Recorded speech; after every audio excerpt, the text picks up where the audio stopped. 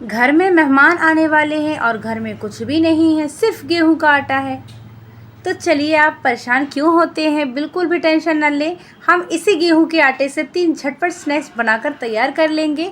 तो hello friends, आपका मेरे चैनल फूड बैंक में स्वागत है। अब हम यहाँ पे लेट ना करते हुए जल्दी से रेसिपी स्टार्ट करते हैं।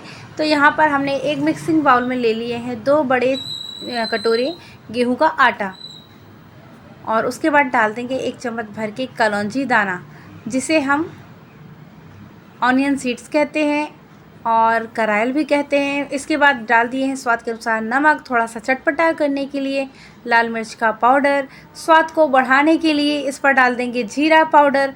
अब इन सबको हम आपस में मिक्स कर देंगे। और पता है इसकी ख़ास बात क्या है कि ये 10 से 15 मिनट में बनकर रेडी हो जाता है। और इसके अलावा यदि आप इसको बना करके रखेंगे और इसे स्टोर करना चाहते हैं तो 15 से 20 दिन इसे आप एयर टाइट कंटेनर में भरकर स्टोर भी कर सकते हैं। तो कभी भी कोई मेहमान अचानक से यदि आता है ना, तो आप उन्हें ये दे सकते हैं। और ये देखिए, यहाँ पर हमने मिक्स कर लिया है आटे को। उसके बाद हम यहाँ पर डाल देंगे तेल खाने वाला। तो मैंने यहाँ पे आधी कटोरी मतलब 5 से 6 चम्मच मैंने ले लिया है तेल। 5 से 6 बड़े चम्मच तेल, मतलब आप आधी कटोरी ही ले लीजिएगा। तेल लेकर के अच्छे से मिक्स कर लीजिएगा। और यदि आप इसमें समझ नहीं पा रहे हैं मेज़रमेंट कि चम्मच और कटोरी से, तो क्या करिए, हाथ में थोड़ा सा उठाइए और लड्डू बना करके देखिए। जैसे लड्डू जैसे बनाते हैं, अगर वो बंध जा रहा है तो इसका मतलब आपका जो मेज़रमेंट है, मतलब मोयन है, बिल्कुल परफेक्ट है। यदि वो एकदम से फैल जा रहा है तो मतलब आपको और तेल की ज़रूरत पड़ेगी। तो मेरा यहाँ पे परफेक्ट था। अब यहाँ पर हम थोड़ा थोड़ा पानी डाल करके इसका एक अच्छा सख्त सा आटा लगा लेंगे। बहुत ज़्यादा एकदम आपको लूज़ आटा नहीं लगाना है। तो ये मैंने इसको 2 से 3 मिनट के लिए फूलने के लिए छोड़ दिया था। आप 5 मिनट भी रख दीजिएगा, चल जाएगा। लेकिन अगर आपको जल्दी ना हो तो आप 5 से 6 मिनट रख सकते हैं, और यदि जल्दी हो तो 2-3 मिनट पर्याप्त है। उसके बाद दोबारा से इसको आप अच्छे से मसल लीजिए आटे को, और थोड़ा सा 1 चम्मच तेल डाल करके ऊपर से और मसल लीजिए। उसके बाद लोई बनाइए। जैसे 2 रोटी का लोई, 2 लोई की रोटी बनती है जैसे, तो वैसे 2 लोई के हिसाब से 1 लोई बना लीजिए। अब यहाँ पर हम लोई को चपटा कर देंगे और ऊपर से थोड़ा सा आटा हम यहाँ पे स्प्रेड कर देंगे। यहाँ भी हम थोड़ा सा आटा डाल देंगे ऊपर से, और इसके बाद हम बेलना शुरू कर देंगे। तो इस तरीके से बेलना शुरू कर दीजिए। हमारा जो पटा देखिए कितना ज़्यादा छोटा है।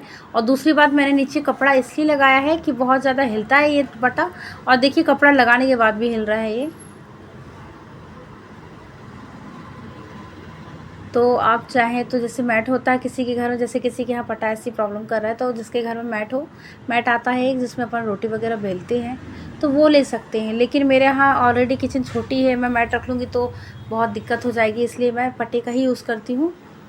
तो ये देखिए, मैंने चारों कॉर्नर से इसको कट कर लिया है। अब इसकी पतली पतली हम यहाँ पर पट्टियाँ काटेंगे। नहीं, पट्टियाँ तो काटेंगे, लेकिन उससे पहले मैं क्या करूँगी, फॉर्क से यहाँ पे छेद कर लूँगी, क्योंकि थोड़ा सा ये हल्का सा मेरा मोटा बेला हुआ है। क्योंकि मैंने मोटा इसलिए बेला है क्योंकि बताया ना, मैंने पटा छोटा है। और सेकंड टाइम पर मैं क्या करी थी कि लोई ही छोटी सी ली थी, तो लोई छोटी ली थी तो उसको पतला पतला मैंने बेल लिया था। अब वापस से यहाँ पर हम पतली पतली पट्टियाँ काटेंगे, बिल्कुल पतली पतली। आप यदि अपने मनपसंद का शेप बनाना चाहते हैं तो वो भी बना सकते हैं। स्क्वायर बनाना चाहे, ट्रायंगल बनाना चाहे, कोई सा भी अगर आपको उसके वो बनाना हो शेप, तो आप बना सकते हैं। मुझे ये वाला शेप ज़्यादा अच्छा लगता है क्योंकि इसमें ना एकदम क्रंचीपन आता है बहुत ही ज़्यादा, तो मुझे बहुत अच्छा लगता है। फिर ये दूसरे साइड से भी इस तरीके से हम कट कर लेंगे आड़े में थोड़ा सा।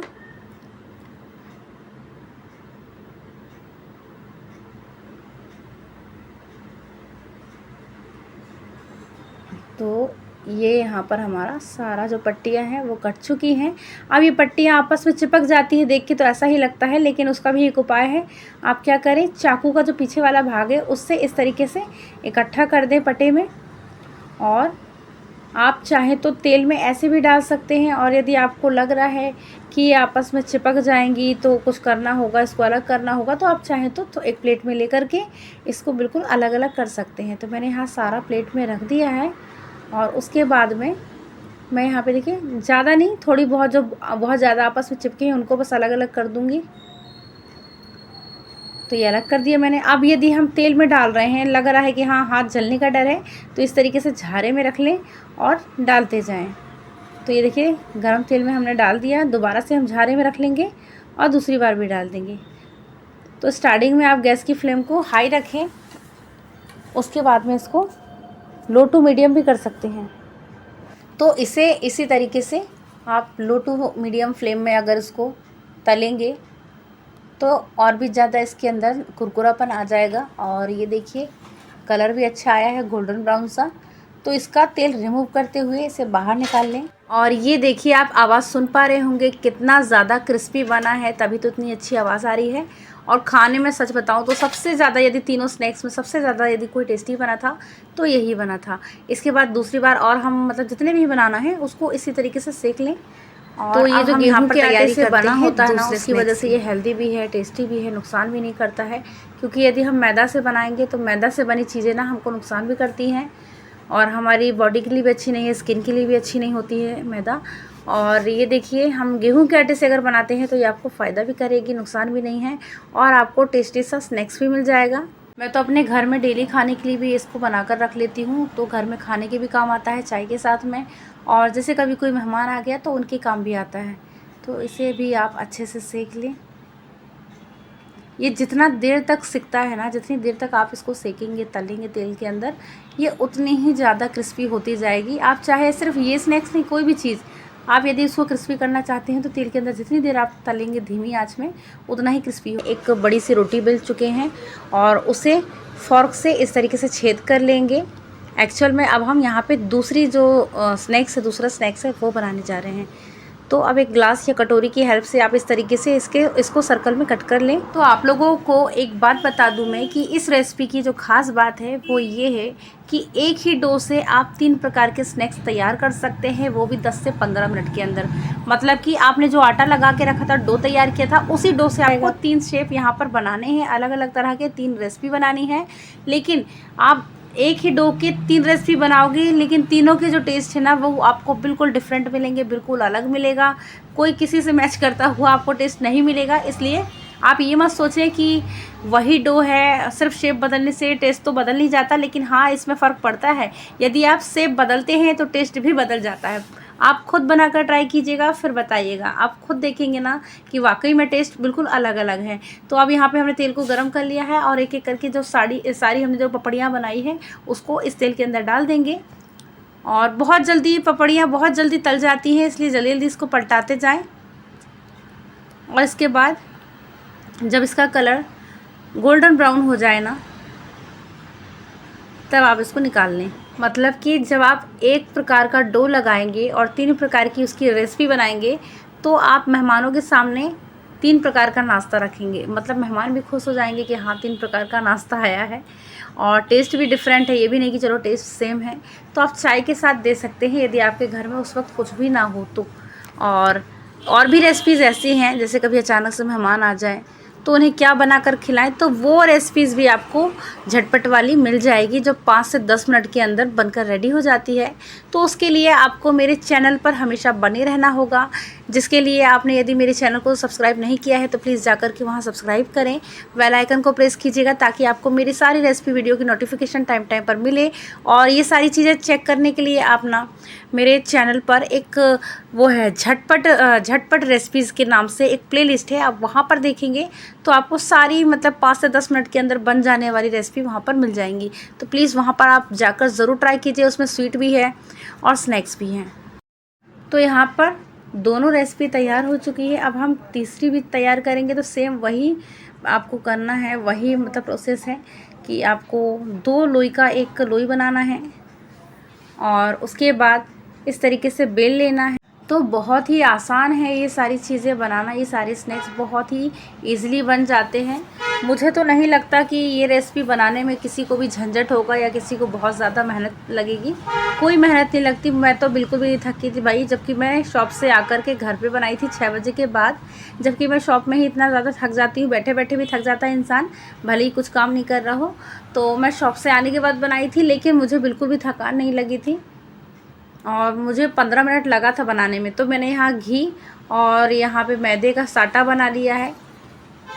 अब इसको पूरे में हाथ से ही लगा लेंगे ताकि जल्दी हो जाए। चम्मच से लगाएंगे तो टाइम लगेगा, हाथ से मैंने पूरे में फैला दिया तो जल्दी जल्दी मैंने यहाँ पे पूरे में ये लगा दिया साटा।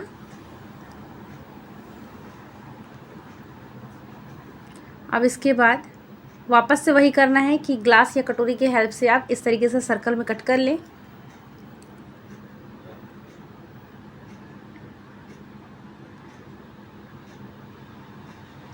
तो एक बार में 7 पपड़ियाँ बन रही थी यहाँ पर। तो हमको पपड़ियाँ वापस से नहीं बनाना, नहीं तो आप सोचेंगे पपड़ियाँ बना रहे हैं। तो यहाँ पे देखिए फिर से हम यहाँ फोर्क से छेद कर लेंगे सभी पपड़ियों में। अब इसके बाद ये जो एक्स्ट्रा पार्ट है आटे का, इसको हम अलग कर देंगे। अभी हम बताते हैं आपको कि इसका क्या करना है, क्या बनाना है। तो ये देखिए, अब ये जो बाकी की बची पपड़ियाँ हैं इनको इस तरीके से आप फोल्ड कर दें एक परत में और दूसरे परत में भी। ठीक है, ये एक परत में फ़ोल्ड किया और बीच में ये लगा दिया साटा, दूसरा परत फिर से फ़ोल्ड कर दें। तो मैंने लगता पहले वाले में नहीं लगाया, भूल गई हूँ, तो आप बाकी में लगा लें। ठीक है, तो आटा में जो हमने लगाया था घोल मैदे और उसका घी वाला, तो पूरे में लगा था, इसलिए हमने एक परत ऐसे ही फ़ोल्ड कर लिया था और दूसरे परत में भी ऐसे बीच में साटा लगाएं और फ़ोल्ड कर लें। और देखिए पीछे से हल्का दबा देना है, पीछे से, ये देखिए जैसे मैं दबा रही हूँ ना, बिल्कुल सेम पीछे से इस तरीके से दबा दें। सामने के पोर्शन में यदि आप दबाएंगे तो ये जो परत दिख रही है वो नहीं दिखेगी। तो ये है ट्रायंगल मठरी, इसका भी टेस्ट बिल्कुल डिफरेंट रहता है। अब इसको भी आप तेल पर डाल करके अच्छे से मतलब तल लें। तो इसे आप लगातार चम्मच से बीच बीच में इस तरीके से चलाते रहें, क्योंकि ये जो मठरी है ये भी बहुत जल्दी तल जाती है, इसको भी ज़्यादा टाइम नहीं लगता है। तो ये देखिए ये तल गई है और इसको हमने बाहर निकाल लिया है। एकदम क्रिस्पी बनी है, मतलब जैसे वो होता है ना, अपन खाते हैं, क्या खाते हैं, खाजा, जैसे खाजा के जैसा दिखता है, उसे क्या बोलते हैं मैं भूल गई हूँ। आप लोग कमेंट में बताइए उसे क्या कहते हैं। उसकी चाट भी बनती है, मुझे एक ही नाम याद है उसका, सोहाल बोलते हैं शायद, सोहाल को और क्या क्या बोलते हैं मुझे कमेंट में ज़रूर बताइएगा। तो देखिए तीनों स्नैक्स कितने शानदार बने हैं, 1 2 से 3 अलग अलग टेस्ट बिल्कुल लाजवाब हैं।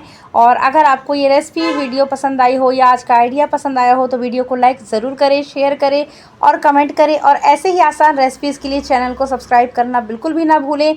और यदि आप मेरे चैनल को या मेरे वीडियो को सपोर्ट करना चाहते हैं तो आप मुझे सुपर थैंक्स दे करके सपोर्ट कर सकते हैं। और यदि आप मेरी ये वीडियो फेसबुक पेज पर या प्रोफाइल पर देख रहे हैं तो वहाँ पर भी जा कर के फॉलो ज़रूर करें।